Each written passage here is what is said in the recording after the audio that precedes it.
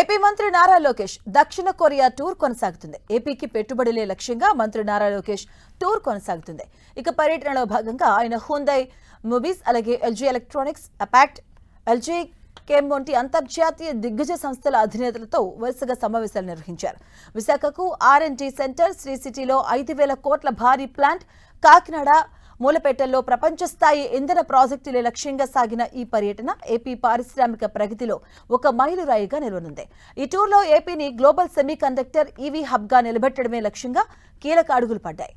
మంత్రి లోకేష్ పిలుపుతో శ్రీ సిటీలో 5,000 కోట్ల రూపాయలతో 3వ మ్యానుఫ్యాక్చరింగ్ యూనిట్ ని నిర్మిస్తున్నట్టుగా ఎల్జీ ప్రకటించింది. దీని ద్వారా రాష్ట్రంలో దాదాపుగా 1,500 మందికి ఉపాధి లభించనుంది.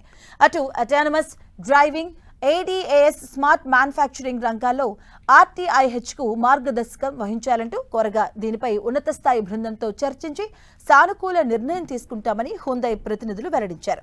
అటు సెమీకండక్టర్స్, ఉసాట్ రంగంలో ప్రఖ్యాతిగాంచిన అపాక్ట్ కంపెనీ CEO సియాంగ్ డాంగ్ లీతో మంత్రి లోకేష్ సిఎల్లో సమావేశమయ్యారు. ఈ సందర్భంగా భారతదేశంలో పెట్టుబడులకు సిద్ధమవుతున్న హనా మైక్రాన్ వంటి ఇతర గ్లోబల్ ఉసాట్ సంస్థలు కూడా ఏపీ వైపు చూసేలా అనుసంధానించాలంటూ మంత్రి లోకేష్ అపాక్ట్ ను కోరారు.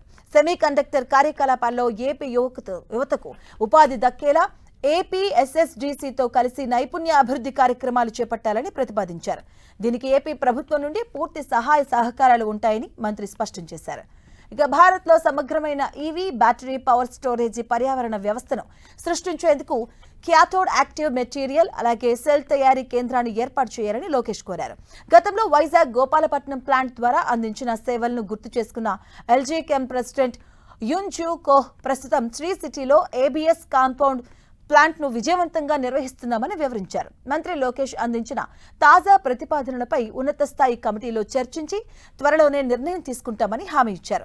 పర్యటనలో భాగంగా సియోల్ నగరంలో 1 మిలియన్ చదరపు మీటర్ల కంటే ఎక్కువ విస్తీర్ణంలో ఉన్న అత్యంత ప్రతిష్టాత్మక మాగోక్ సైన్స్ పార్కును మంత్రి లోకేష్ సందర్శించారు.